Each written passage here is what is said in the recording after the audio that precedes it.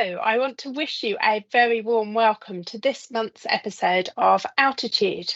Now, I'm Rachel Gardner-Poole. I'm an environmental consultant here at NATS, and it's great to be here to be your host today.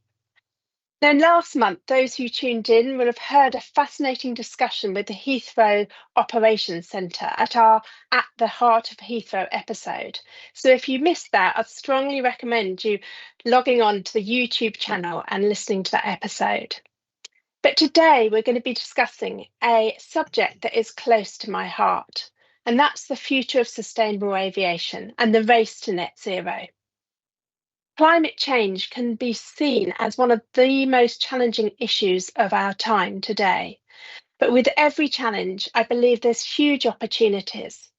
And in today's show, we're going to explore what's being done to meet that challenge, from sustainable aviation fuel and airspace modernisation through to artificial intelligence.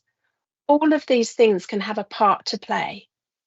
So to do that, I have three fantastic guests representing the world of air traffic management, airlines and airports. We've got Ian Jobson from NATS, who's the Sustainability Director. Dr. Alejandro Bloch is the Manager for New Energies and Technologies at IATA, and Holger Wieck is the Senior Vice President of Airside Operations at Berlin-Brandenburg Airport. So I'll be asking each of them to talk about the positive things that are happening, but also where there's still more work to do. And as a reminder, you can drop in questions using the function online, and we'll try to answer as many of those as possible. So now let's hear from our panellists. I'm going to ask each of them to say who they are, what they do, and a bit about their organisation. Holger, over to you. Good afternoon, everyone. My name is Holger. I work as the SVP for Airside Ops in Berlin, as you said. Berlin-Brandenburg Airport's the third biggest airport in Germany. Most important distinction is we're not a hub. We have a heck of a lot of point-to-point traffic, and that shows in our customer portfolio, where the big low-costers and the German network carrier are the biggest customers. In my previous aviation life, I've spent some time in the UK because I studied at Cranfield University, and then spent 10.5 years with EasyJet, and moved around a bit after that to Condor, Lauda, and most recently to a group. And all of that has brought me here. Thank you. Ian, let's hear about your role at NATS. Thank you, Rachel, and thanks for the opportunity to be here today and talk about a subject very close to my heart as well, aviation sustainability. So, yeah, I lead on sustainability for NATS. NATS is, for those of you who don't know, the UK air traffic service provider. We provide air traffic services across the UK landmass and actually out towards across the North Atlantic to 30 West. On a normal year, and we're getting back to a normal year now, we handle around 2.4 million flights a year. We have actually a very small piece of airspace, although actually we deal with quite a lot of traffic off of the North Atlantic and onto the North Atlantic with a gateway there. So we control a lot more traffic than our network appears to likely to accept.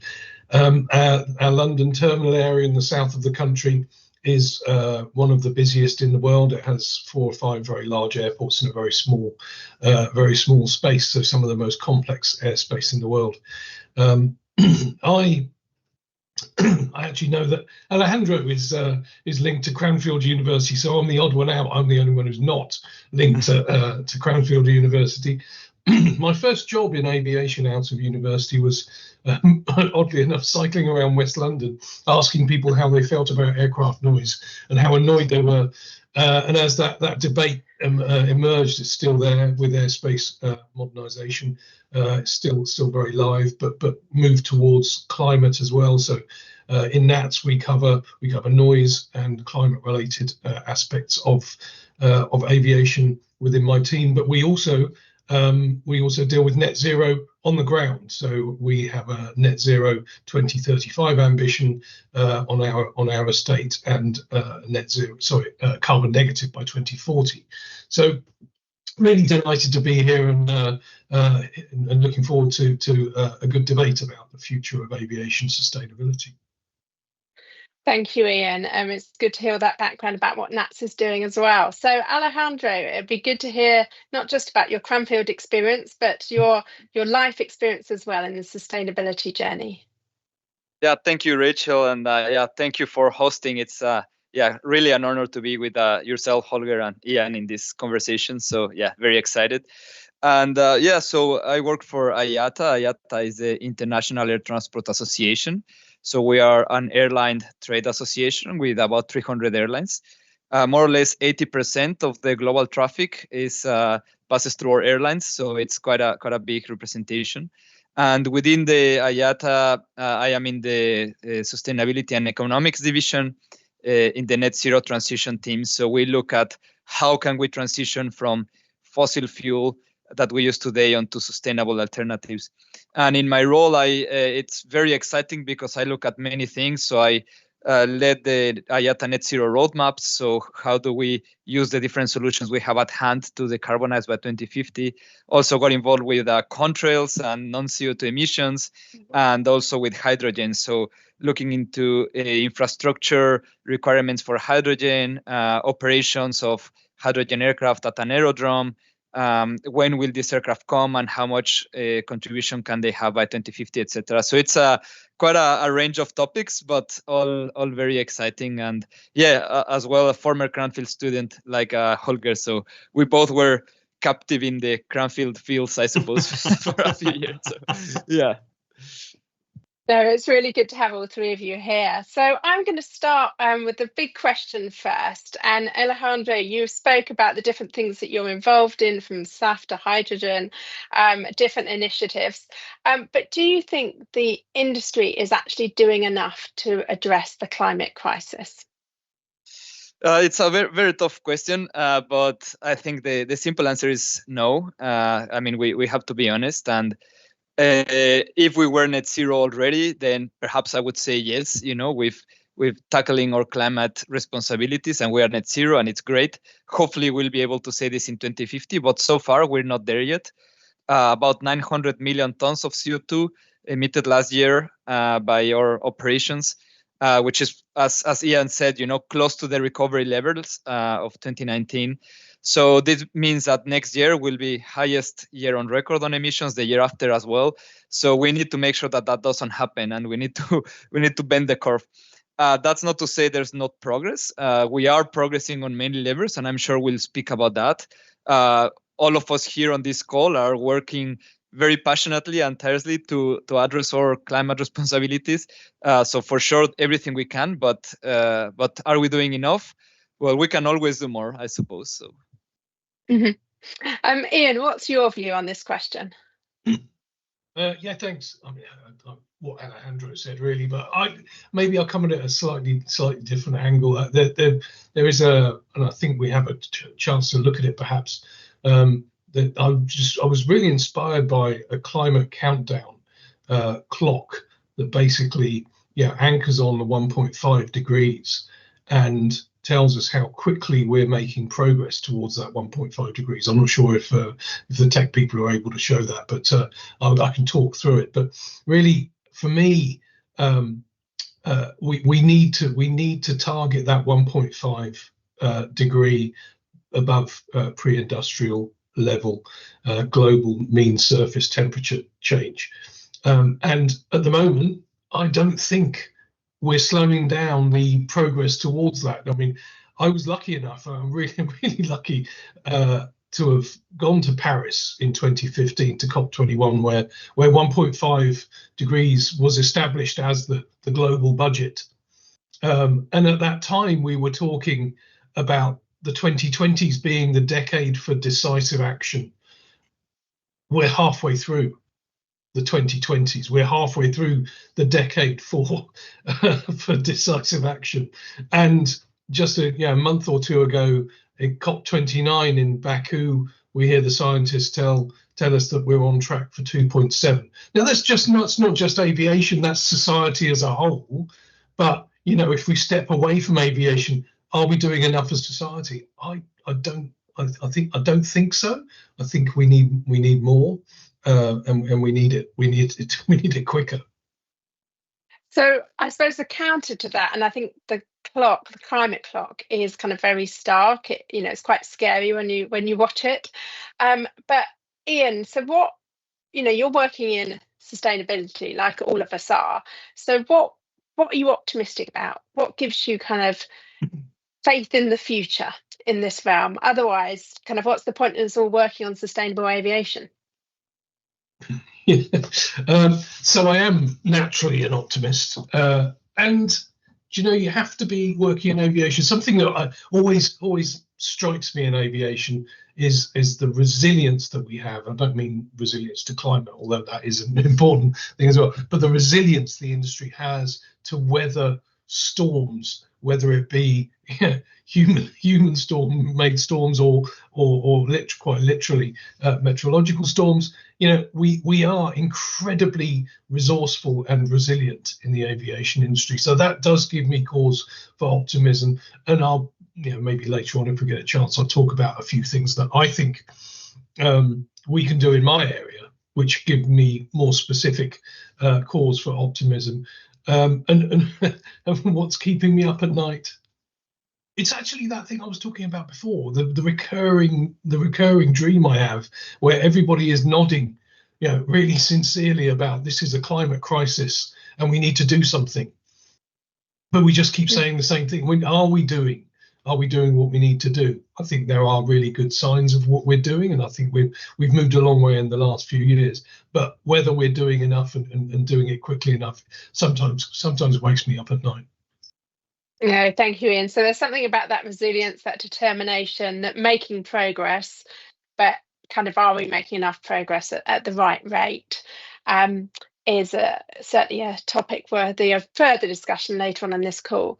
But Holger, I'd like to come to airports now. There's often a lot of focus on airlines. There's often a lot of focus on fuel, whether it's SAF, hydrogen, electric. How do we burn less fuel? But what can airports do in reducing emissions? Well, I mean, at the end of the day, it's always teamwork. So whether it's in the grand scheme of things with the panelists we have on this call or on the ground, where one of the things that actually got me into aviation is that, when you see an aircraft taking off, there was about 50 people that had to play a role, a big or small cog in the machinery to have that happen. So it is always teamwork. Yes, we provide part of the infrastructure or a big forum where the operation takes place. And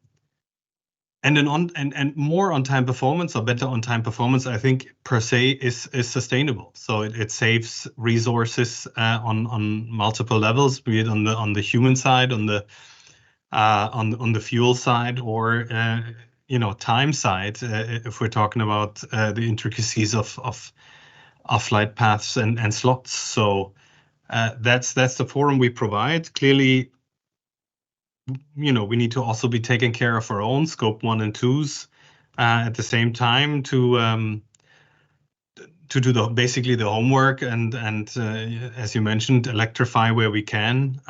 Clearly, in terms of GSE, there's a lot to be had in reducing emissions and providing a better work environment for people, because it's not just the CO2, it's also the particles and the NOx and the noise, which people who do work on the ramp and who do the job on the front line are exposed to. So also that is taking care of people is a dimension of sustainability.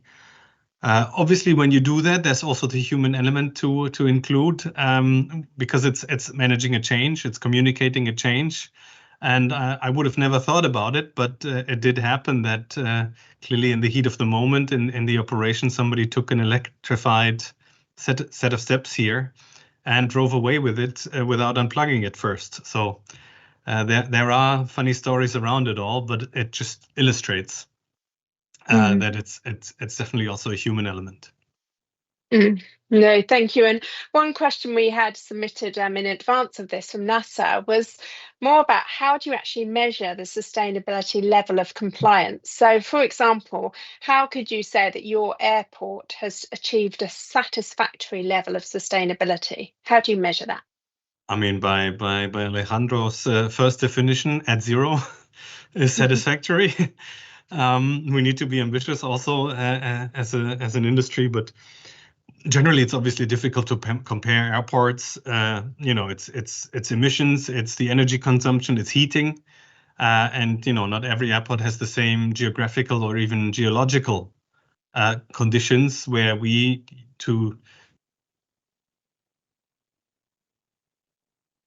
our heating from the earth have to drill more than 1,000 meters. Other airports are sitting on a lake that's very warm in less of a depth, and can obviously get their building heat from there. But air carbon accreditation, I think, works. It's a management standard, or a management standard. But for me, it's important to put a number on it, to be able to track it, to have and be able to provide clarity and visibility also internally and to the traveling public. Absolutely. And I am seeing more and more when I travel of airports actually putting these statistics on the walls, or saying what their goals are, but saying what they've achieved already, which I think is really positive. I'm going to move now to airspace, and this is a question we had from Ari, which I'm going to address to Ian, which is what benefits can kind of air traffic management technology really offer sustainability, either now, that's happening already, or potentially in the future? Yeah, and it's a great question, and I think an important one, because Alejandro has been talking about some of the future technologies that will come in as part of the transition to a zero carbon industry. But Alejandro, nod or shake your head, some of those are quite a long way off, and that's where, for me, ATM has the potential to be a bit of a gap filler. Since 2006 in NATS, when we started the sustainability program in its current incarnation, we've enabled the savings of something like 17 million tons of CO2 through changes to our airspace procedures, implementing controller assistance tools. That kind of comes out to about an annual average of 103,000 tons of enabled savings in UK airspace.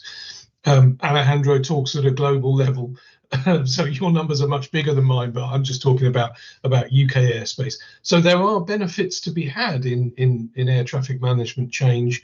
It's basically changing airspace structures, making them more efficient. So not changing anything else. The airspace users shouldn't really notice, other than they actually get better and more efficient routes. So I think that sort of technology is really important. But then if we get to the airport level, there are things like intelligent approach that we develop with technology partners that gives the opportunity to get the absolute optimal number of aircraft onto the ground in the best and most efficient sequence, which reduces airborne holding and reduces unnecessary carbon emissions from there. So a couple of examples there. Free route airspace is probably a third one that we've implemented in the north of the United Kingdom, in our Scottish airspace, and more recently to the west, the southwest of the UK. We've got a big chunk left to do, which is over London, which will be a big challenge. But free route airspace does exactly what it says on the tin. It enables you to route the point to point through the airspace in the most efficient way possible, and that's where we've got to get to, and we're doing that in our upper airspace. But as we've said, there is definitely more to do, and ATM can continue to deliver its element of the decarbonisation narrative as those other technologies like hydrogen and electric start to spin up and scale up, along with sustainable fuels. And thank you, Ian. And any particular other kind of advancements that are on the horizon over the next few years in terms of air traffic management and airspace? Oh, now here's where I get quite excited. There are some really exciting things. I'll talk about three. Do you mind? I'll try and go quickly. I don't want to Go for it. All right, I'm going to go to three. So exciting stuff. We're doing a lot on non-CO2 on contrails. I mean, Alejandro mentioned it at the start.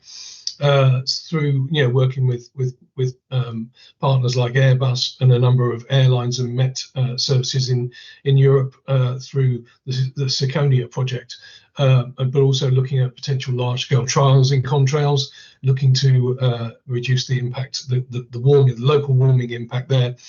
Really exciting place to be working. Another one, maybe a little bit further away, but I think very promising, is formation flying. So how do we use wake retrieval, fly the aircraft in sequence so that the trail aircraft can use the lift from the wake of the front aircraft. Some of the trials that have been done in there showing really significant fuel burn and emission savings. And one that's possibly a little bit less, it's a little bit less exciting, but I think it's nonetheless really important. And that is really around sharing data across borders. So, we are responsible for the airspace across the North Atlantic and across the UK. But of course, we border other air traffic control organisations all the way around us. And actually, if we can get data together, and we're working with a number of our fellow air traffic control organisations on a platform called GAIN, which is Green Aviation Insights, where we try and pool that data in one place. So we can work, say, with our colleagues at Maastricht and identify where the inefficiencies across the border are, or maybe across more than one border. But you really need to do that with data, and that's where this concept of sharing data across borders, I think, is maybe not as exciting as formation flying or contrail avoidance, but actually at the core of it, if you've got that data, I think that's where you'll find some of the solutions. No, thank you. And actually, where you've seen some step changes in sustainable aviation, it's where organisations or countries have collaborated together to make a real difference. Absolutely. Right, I'm going to move us on and talk about timelines now. So I'm going to look backwards, first of all, and then forwards to the future. And this is where you need to kind of have your crystal ball to think about what the future will look like. But first of all, looking backwards, and I'm going to ask Alejandro to talk about this, but it'd be good to understand what kind of projects evidence can you point to from the last 1 to 2 years which show a significant sign of progress, or even maybe not as much progress as we would have liked? Just give 1 or 2 examples. Yeah, thank you, Rachel. I've been taking notes as Holger and Ian speak, because I think there's so much to bring out. So hopefully there will be more time to look back into some of these things later. But yeah, just one comment before I answer. One of the things I like about what Ian said is the immediate potential for reductions that we can have by ATM improvements. Like just a 3% improvement in our traffic operations and reduction in CO2 would give us about 10 times more CO2 reductions than what we achieved with SAF last year, for example. So I promised Ian I would bring some magic numbers. So I just sort of was imagining that, but the potential is really huge, right? So anyways, back to your question on progress on the last year or two. Yeah, I'll sort of put it on a framework, right? So when IATA published our roadmaps, we said there are 3 things we need to do to get to net zero. And it sounds very simple, but obviously it's very difficult, right? So one thing is we need to use less energy. So the less energy we use, then the less CO2, the less fuel we use, the less CO2 we use. And that's what sort of Ian has been talking about, right? Improvements using less energy. The second one is changing our energy source. So not using fossil fuel anymore, replacing that energy source by something else, hydrogen, SAF, batteries. And the third one is recapturing the CO2 that we are still emitting while we transition, right? So use less energy, change energy, recapture CO2. So in that sense, we have seen progress in the last 2 years. On reducing energy, we see engine and aircraft programs sort of developing to create more efficient engines and aircraft. We expect the next generation to be about 20% more efficient. And of course, Ian just mentioned everything on the airspace side, so I will not touch on that. On changing the energy, we see 1 million tons of SAF used last year, which is double what was the year before. So that's sort of yeah, great. Let's celebrated, but it's only 0.3% of fuel. So we're still a long way away, from where we need to be. We need about a 500-time scale up for 2050, So just to put the numbers into perspective, it's the right trend. Trend is going up, it's doubling, but it has to be steeper. Carbon capture, the Climeworks Mammoth plant came online, 36,000 tons of CO2 that will get absorbed from the atmosphere and buried safely underground. This is great news for everyone, not for aviation, but just in general, right? And this is going to be a lever for aviation. But we also have seen last year, and maybe we'll talk about the recent Airbus news, but I want to focus on the positive side. And last year we did see a lot of progress on hydrogen. We saw startups raising hundreds of millions, literally hundreds of millions of dollars to mature their technologies. We saw demonstrators flying on hydrogen, including liquid hydrogen, which is pretty amazing. It's something that has never happened before in aviation. We saw initiatives like in Canada, where I am, H2 Can Fly, bringing together governments, airports, OEMs, and saying, hey, let's build a hydrogen demonstrator and let's accelerate technologies, right? So honestly, I don't think never in history have we seen this much investment and this many trials and experiments focused at sustainability, control avoidance, right? We've never seen that civilian aircraft carrying passengers doing control avoidance. When has that happened, right? So I do think that the last 2 years are testament to our capacity to, innovate and think outside the box and try things. And this is the direction of travel. Now, back to your question where you said, are we doing enough? And I'm sorry, I'm extending a little bit, but you're all, well, not actually, Holger, you're not in the UK, but Ian, Rachel, you're in the UK, and Holger and I lived in the UK. So something I love about the UK is your museums, your aviation museums. And it's amazing to walk there and see all the aircraft that are there. And some of them only flew once, many from the Cold War. So you have concepts there that, this aircraft was built and flown, and then it was never used, and now it's in this museum. And to me, that sort of Cold War development period, that's what I would say, yes, we're doing enough, building things, testing them, flying, putting this as a true priority. Sustainability is a priority. Okay, how much money do you need? There you go. From the governments, from the OEMs, from the airlines, everyone, that in 20 years, 30 years, we can go to the museum and see all these crazy concepts that we developed and flew and tested to solve our issue, So anyways, I kind of went a bit off the rails, but so I said I'm excited just to hear Holger and Ian speak. So I'm yeah. So thanks. No, that's great. Thank you, Alejandro.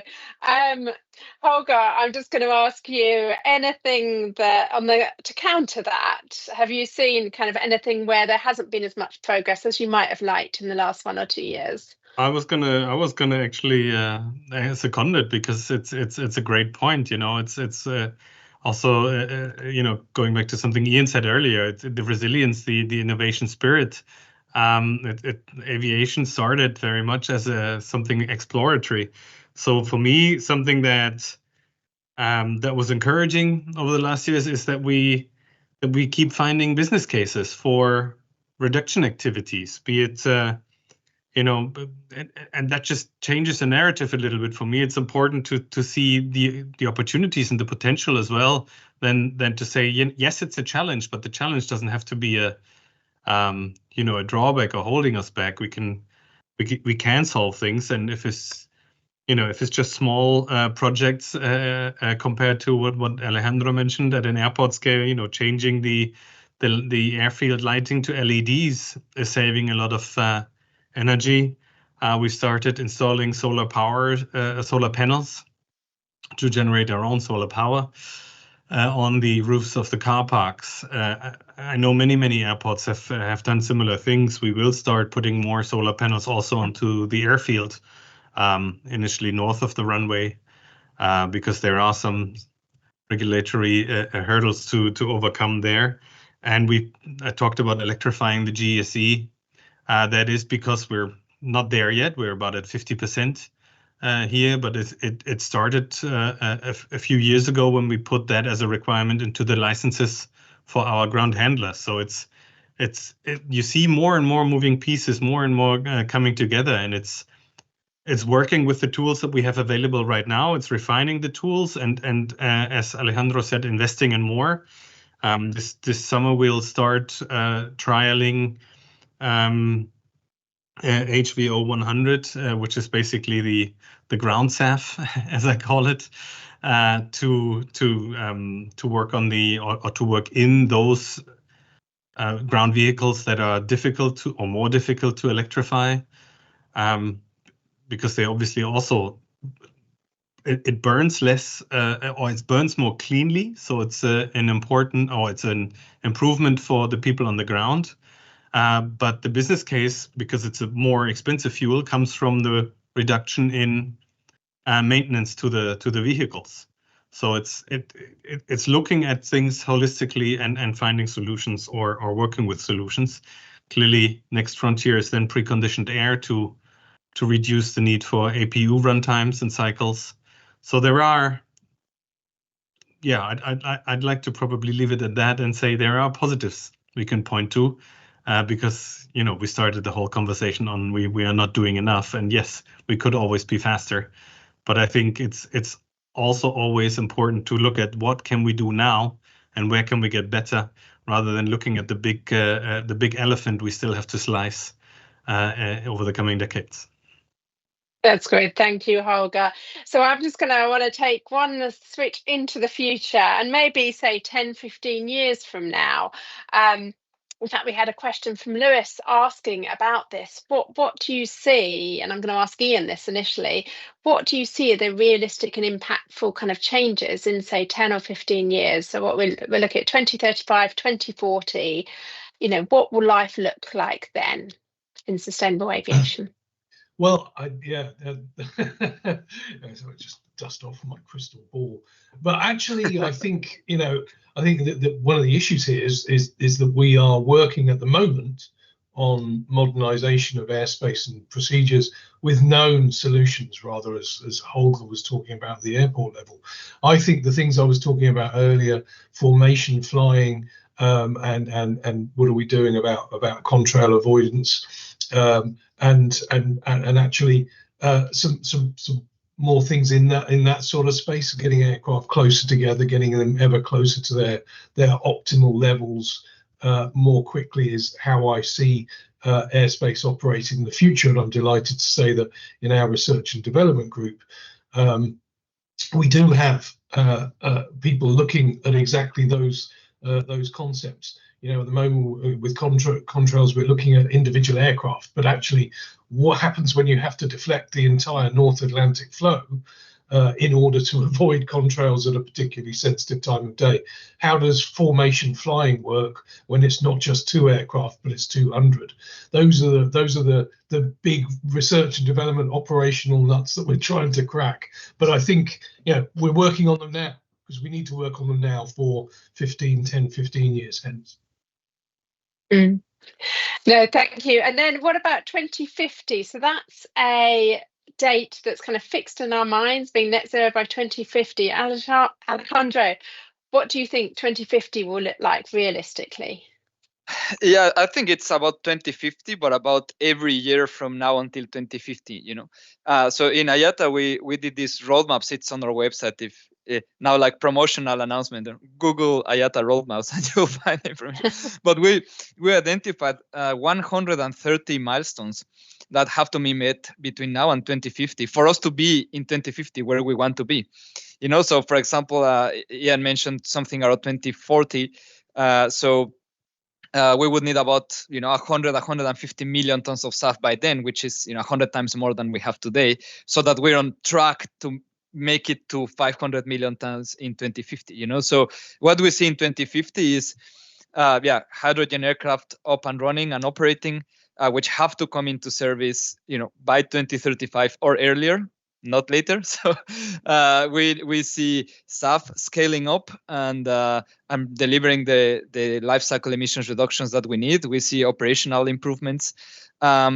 And to me, it's a question that, we don't have a choice really, but to do this, sort of failing on that it's just not acceptable. So yeah, that's what we see. And for details on the milestones, I mean, yeah, 130, as I said, so I could speak about that for an hour. So yeah.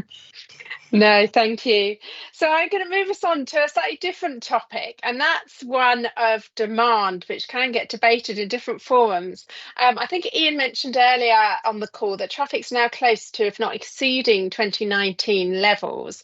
So the question is that kind of never-ending growth in demand a good thing, recognizing we're all in aviation, or should we be telling people to fly less? And really, can aviation growth ever really be compatible with a sustainable future? So, Holger, I'm going to ask you this question. I think, I mean, we've talked about the need for investment and for funds. So aviation as a key global conduit for economic activity, I think plays into that, into attracting those funds. Obviously, also what I've talked about in terms of finding business cases that also attracts the investment into the innovation we need. But in general, I think aviation as a means of transport is already an efficient and has become much more efficient over the last 2 or 3 decades means of transport for a specific use case, not for every use case, but it has a certain role to play in the traffic mix for where we need to keep innovating and be efficient. And probably we also need to acknowledge and be a bit honest to say not jumping on a plane has a smaller carbon footprint than taking a flight, but we need to be transparent on what we're doing and what we have achieved to allow customers to make an informed decisions that which is where the demand effectively is coming from. And I think it also matters where the growth is taking place. Many airports are obviously excited about smaller aircraft, long range, extra long range that allow much more decentralized routes or catchments to be connected in places where previously a region didn't have as much maybe connectivity to the world, and maybe that enables us to offer more efficient means of getting from one place to another where we previously had to take detours and therefore emit more. So that's an exciting development, and I don't think we can forbid parts of the world with lower connectivity to not want more access to the world. At the end of the day, one of the fascinating things about aviation is that we bring people together. And if you excuse me, a quick deviation to the political landscape, the global political landscape at the moment, knowing your neighbor and having more exchange and seeing a different country for yourself is always better for peace. No, thank you, Holger. Very true. And I think COVID-19 kind of proved that, that lack of connectivity and the huge impacts it had, negative impacts it had. I'm just going to build on that. So Holger mentioned about kind of I suppose, more efficient, direct routings. And that leads us to a question that we have had from the audience. And just a reminder, if you have got any questions, please do submit them. But this was from Nick, and I'm going to ask Ian this question. How do we enable airlines to be more agile, to be able to tactically exploit direct routing when airspace opens up? So how do we make it happen in practice?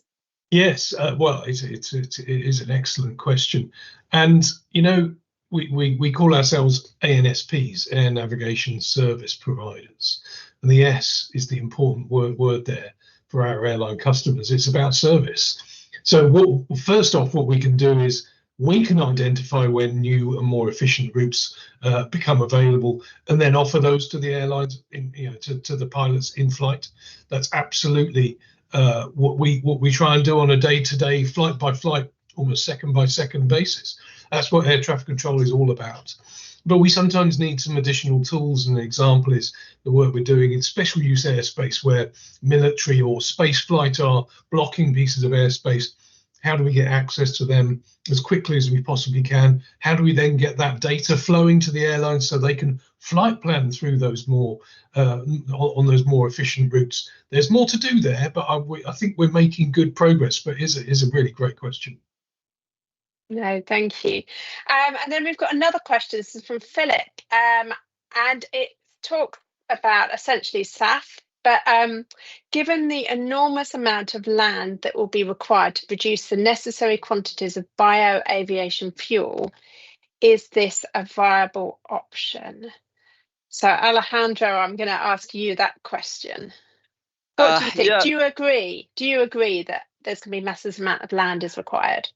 Well, I'm going to unpack the question a little bit before I answer it, right? So the question is asking about biofuels and talking about land. So I'm assuming that Philip, was it that asked the question, is referring about biofuels that get produced from crops.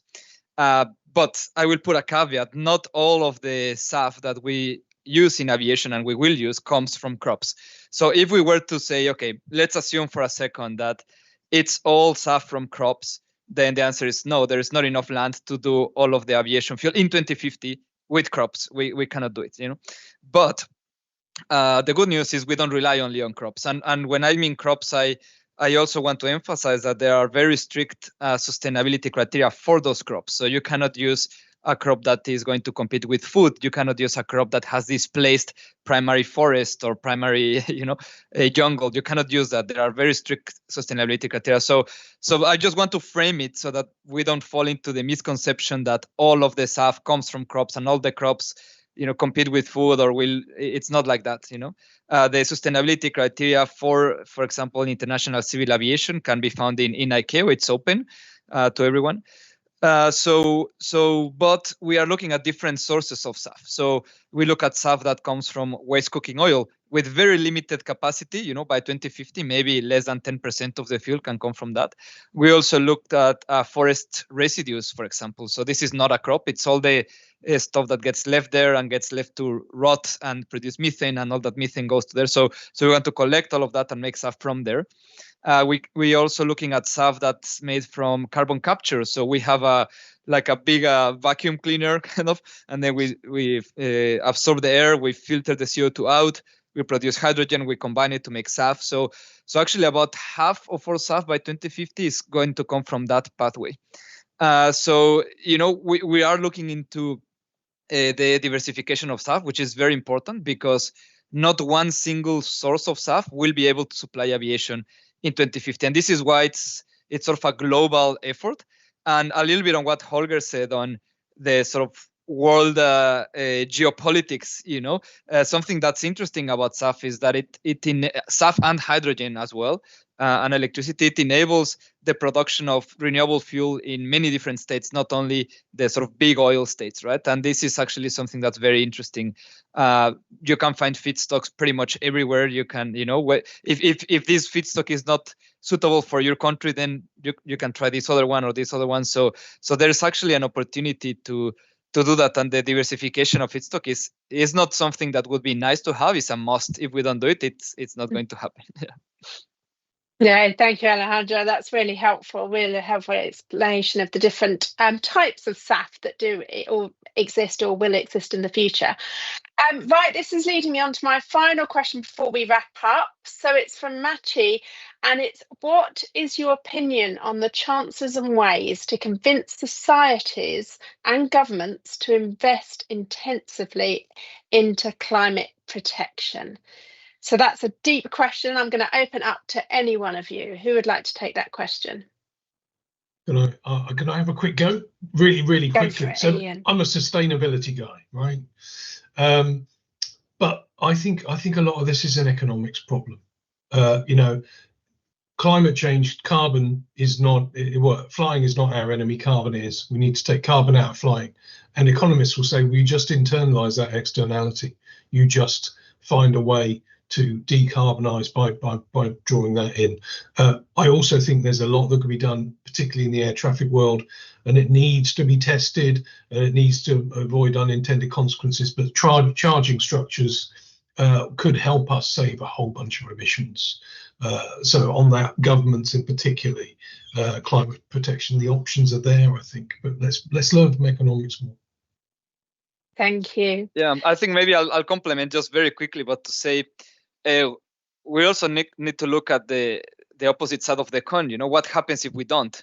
What does the future look like if when we were working in ICAO, and Ian, you were part of that group on the long-term aspirational goal, we were looking at the feasibility of having a long-term aspirational goal for international civil aviation, which we do have now, net zero 2050.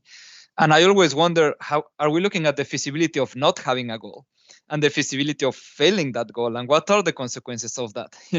And to me, the future is very grim and not good if we don't. So I mean, I'm going on the philosophical side to Ian's economical side, but if we don't do it, then it's probably going to be worse and more expensive for us in the long term. Mm. Thank you. So I'm going to wrap up now, but I've just got one final question to ask each of you. In 30 seconds or less, this is your challenge. What one thing do you want the audience to take away from this discussion? So I'm going to kick off with Holger. That sustainable transformation is an opportunity and not a burden. I'm excited from what I learned from you two today. There's a lot of interesting, very, very promising things going on that we either already achieved or that we will achieve. And for me, it's meeting it with a positive mindset. I think that's how you pair the moral with the economics.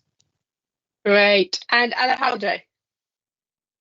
I'm tempted to paraphrase something Ian told me some time ago, so I hope that I will not steal your answer, Ian. But he said some of these things are a bit inconvenient. Like I mean, building new infrastructure at airport for hydrogen aircraft.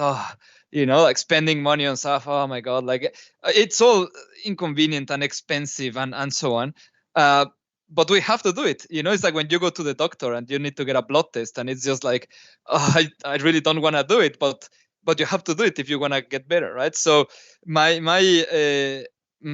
sort of tagline is like, it is difficult, it's extremely difficult, but we have no choice to do it. Mm-hmm. And Ian, you have the final word. Yeah, well, firstly, don't tell Alejandro your taglines because he's nicked it. No, I think absolutely agree with both of your points. Really great insights. I would say let's keep that optimism. We said we do need more, but we know what the solutions are. We just need scale and pace. That's it. Thank you, all three of you. So I'm going to close there. I hope you really enjoyed the show. Big thank you to our panel, Ian, Alejandro and Holger. Thank you for watching and putting forward also some really thoughtful questions. This show will be available on demand on the NATS YouTube channel, as well as an audio podcast. If you can't find it, just Google NATS Altitude. And also keep an eye out on our social media for the details of our next show, where we're going to be discussing airport digital transformation. And as always, if you've got any other comments or questions or topics you'd like to discuss in the future, please do send them in. Thank you so much for joining, and goodbye.